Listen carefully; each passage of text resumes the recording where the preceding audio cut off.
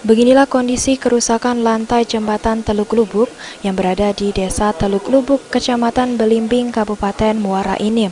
Jembatan yang di atas Sungai Lematang menghubungkan Kabupaten Muara Enim dan Kabupaten Pali sejauh ini rusak parah dengan terlihatnya lantai jembatan dipenuhi oleh lubang.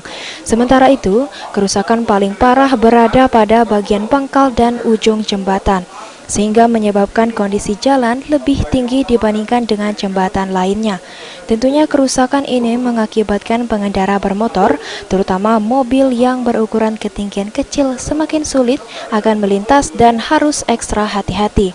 Menurut warga dan para pengendara bermotor yang melintas, bahwa kerusakan jembatan sudah cukup lama, yaitu paling parah terjadi 1 tahun belakangan.